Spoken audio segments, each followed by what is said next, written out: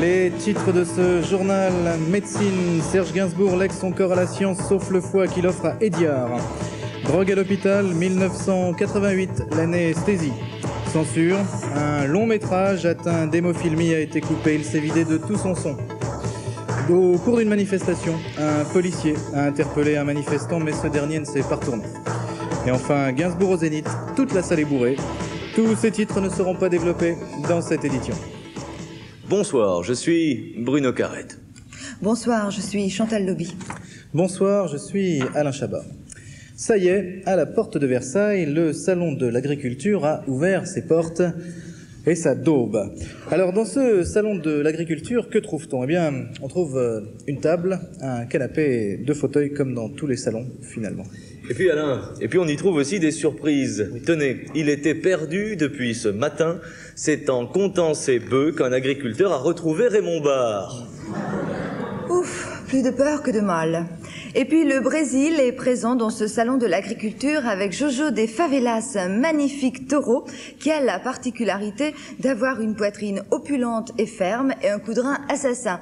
Jojo des Favelas est le premier taureau travelo sur lequel le traitement aux hormones a parfaitement réussi. Là, Chantal, je vous arrête parce qu'il n'est pas le seul, car au stand d'apiculture, on a pu voir une abeille piquée aux hormones qui s'est fait pousser les seins. Ah oui. Intéressant. Au chapitre des récompenses, controverses à propos de la médaille d'or décernée à la fameuse tripe de Hollande. En effet, quand on sait ce qu'il y a dans le port d'Amsterdam, en Hollande, des marins qui pissent en se frottant la chlure sur le... Bruno, on sait, on est au courant. En tout cas, nous avons aujourd'hui, ce soir, exceptionnellement, voulu donner une nouvelle fois une chance à notre ami et néanmoins collègue Dominique Farrugia pour le sortir de la météo. Nous lui avons confié une caméra. Voici ces images du salon de l'agriculture, des images de Dominique Farrugia. Bonsoir, un reportage très particulier ce soir en effet. C'est le salon de l'agriculture, fleuron de notre patrimoine culturel français. Il regorge de monde. Ici, le stand du Berry ou la Loubine est reine. On boit, on mange et on raconte des histoires. On colporte des bons mots. Écoutez donc celui-ci.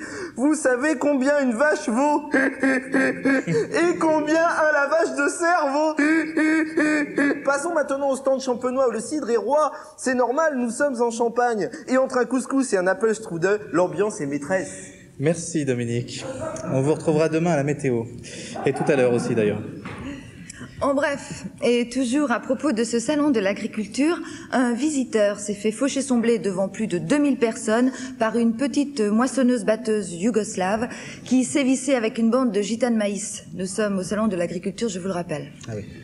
Toujours dans le registre des incidents, j'apprends qu'une botte de paille s'est faite traiter de fumier et qu'un individu vendait aux portes du salon des tracteurs à la sauvette. Il ne s'est pas fait pincer, son stratagème était simple. Dès que la police arrivait, il refermait son parapluie. Eh oui, il fallait y penser.